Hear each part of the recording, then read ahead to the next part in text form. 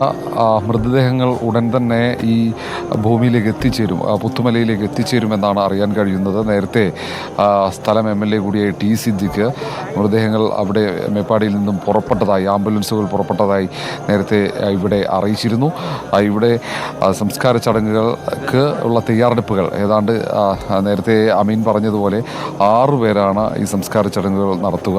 മൃതദേഹങ്ങൾ ഈ പ്രാർത്ഥന, മതപരമായ സർവ്വമത പ്രാർത്ഥനയും മതപരമായ ചടങ്ങുകൾ പൂർത്തിയായി കഴിഞ്ഞാൽ തൊട്ടു പിന്നാലെ തന്നെ ഈ ദൃശ്യങ്ങളിൽ കാണുന്ന ഇവിടെ 39 കുഴിമാടങ്ങളാണ് തീർത്തത്. അതിൽ 8 കുഴിമാടങ്ങളിൽ അടക്കം ചെയ്യാനുള്ള 8 പേരുടെ മൃതദേഹങ്ങളാണ് ഇവിടെ എത്തിക്കുക. തിരിച്ചറിയാത്ത 8 മൃതദേഹങ്ങൾ, അതിന് 6 പേരാണ് ഈ സംസ്കാര ചടങ്ങുകൾ നടത്തുക. അതിനവർ PPE കിറ്റ് ഉൾപ്പെടെ ധരിച്ച് ഇവിടെ തയ്യാറായി നിൽക്കുന്നുണ്ട്. വിവിധ യുവജന സംഘടനകളുടെ സന്നദ്ധ സേവകരാണ് ഈ സംസ്കാര ചടങ്ങുകൾ നടത്തുക. പ്രത്യേക സാഹചര്യത്തിലാണ് PPE കിറ്റുകൾ ധരിച്ചിരിക്കുന്നത്. ഇവർ ഈ മേഖലയിൽ, ഈ കുഴിമാടങ്ങൾ തീർത്ത സ്ഥലത്ത് നിന്നും മറ്റുള്ളവർ PPE കിറ്റ് ധരിക്കാത്തവരൊക്കെ മാറി നിൽക്കണമെന്ന നിർദ്ദേശം നേരത്തെ വന്നിട്ടുണ്ട്. ഏതായാലും അല്പസമയത്തിനകം തന്നെ മൃതദേഹങ്ങൾ വഹിച്ചുകൊണ്ട് ആംബുലൻസുകൾ ഈ പുത്തുമലയിലേക്ക് എത്തിച്ചേരും. ഇവിടെ ഈ തൊട്ടരികിൽ ഏതാണ്ട് വിളിപ്പാടകലെയാണ് ഈ ദുരന്ത ഭൂമി.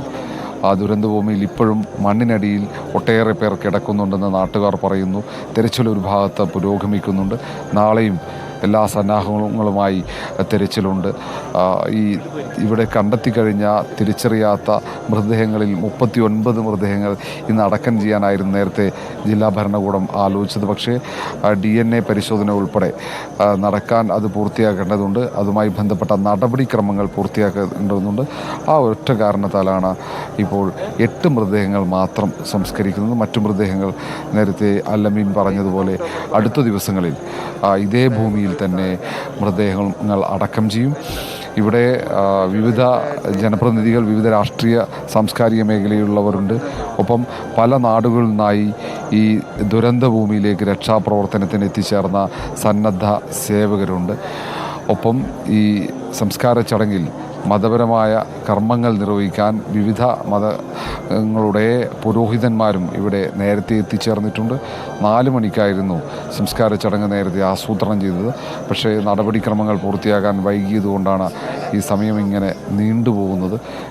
വളരെ താമസിക്കില്ലെന്നാണ് അറിയാൻ കഴിയുന്നത്. അല്പസമയത്തിനകം തന്നെ മൃതദേഹങ്ങൾ ഇവിടെ എത്തിച്ചേരും. സംസ്കാര ചടങ്ങുകൾ പൂർത്തീകരിക്കും.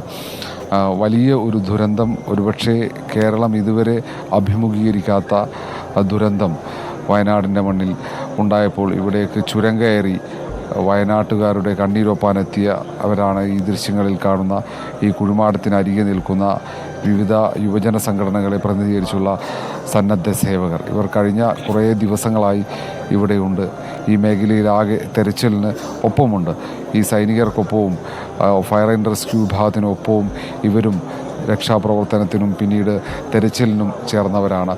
ഇവർ ഇവിടെ തിരിച്ചറിയാതെ കിടക്കുന്ന മൃതദേഹങ്ങൾക്ക് കുഴിവെട്ടാൻ മുന്നിലുണ്ടായിരുന്നതും ഈ സന്നദ്ധ സേവകർ തന്നെയാണ്. നേരത്തെ അമീൻ പറഞ്ഞതുപോലെയാണ്, ഒരു ദുഃഖസാന്ദ്രമായ ഒരു അന്തരീക്ഷമാണ് ഇവിടെ. ദുഃഖം തളം കെട്ടി നിൽക്കുന്നുണ്ട്. ആരും കരയുന്നില്ലെങ്കിലും കണ്ണീർ വാർക്കുന്നില്ലെങ്കിലും എല്ലാവരുടെയും മനസ്സിൽ ദുഃഖം കെട്ടി നിൽക്കുന്നു.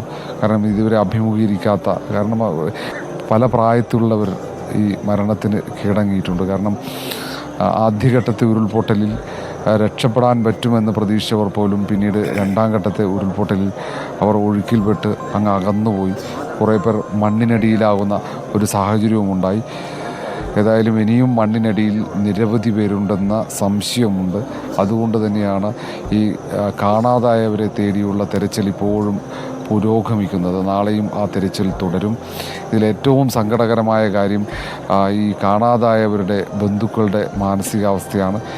ഇവിടെ 8 പേരുടെ മൃതദേഹങ്ങൾ, തിരിച്ചറിയാത്ത 8 പേരുടെ മൃതദേഹങ്ങൾ അടക്കം ചെയ്യുമ്പോൾ ഒരുപക്ഷെ കാണാതായവർ ഈ തങ്ങളുടെ ഉറ്റവരാണ്, തങ്ങൾക്ക് നഷ്ടമായവരാണ് ഇത് എന്ന സംശയത്തോടെ അവർ ഇവിടെ കാത്തിരിക്കുന്നുണ്ട് ഈ സംസ്കാര ചടങ്ങുകൾ പൂർത്തീകരിക്കാൻ വേണ്ടി.